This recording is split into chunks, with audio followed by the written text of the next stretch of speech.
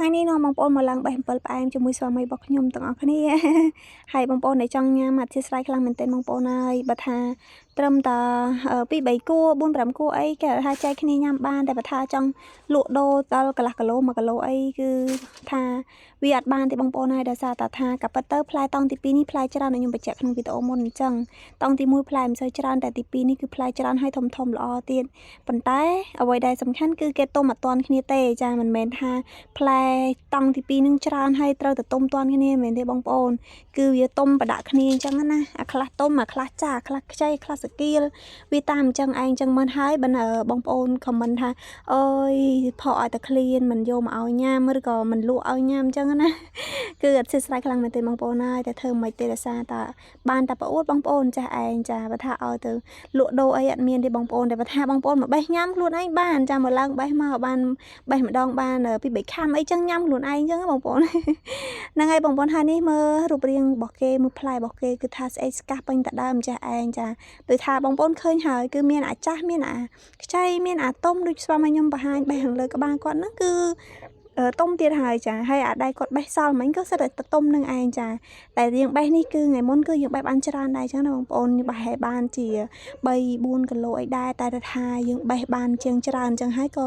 ចែកទៅកាន់ម្ដាយក្មេកខ្ញុំខ្លះហើយទៅកាន់អ្នកចិត្តខាងខ្លះយើងចែកគ្នាញ៉ាំបន្តិចបន្តួចអញ្ចឹងណាបងប្អូនម្នាក់បើពី3ខាំអីអញ្ចឹងទៅហើយចែកបងខ្លះអីអញ្ចឹងទៅហើយខ្លួនឯងខ្លះអញ្ចឹងហើយ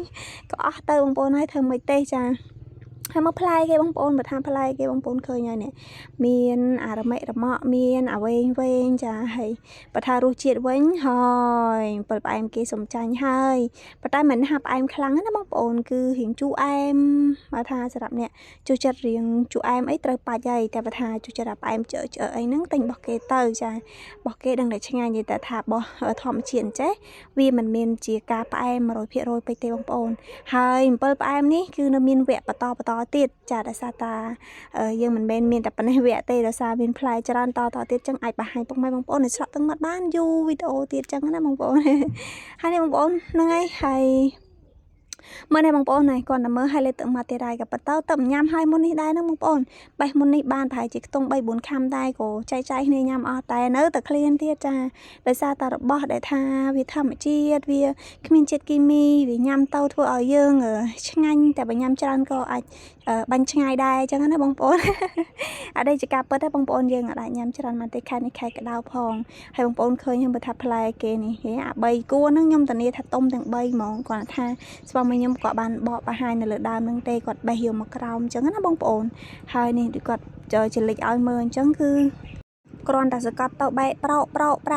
អស់តែម្ដងបងប្អូនហើយតែសារតែខែនេះវារៀងក្តៅដែរខាងតប៉ុននៅដល់មិនជ័យបងប្អូនដឹងថាខាងខេត្តបងប្អូនហ្នឹងក្តៅដូចខាងខ្ញុំដែរអត់ទេចាតែថាក្តៅខ្លាំងមែនទែនចាក្តៅចង់ឲ្យយះក្បាលហ្មងចាដោយសារតែ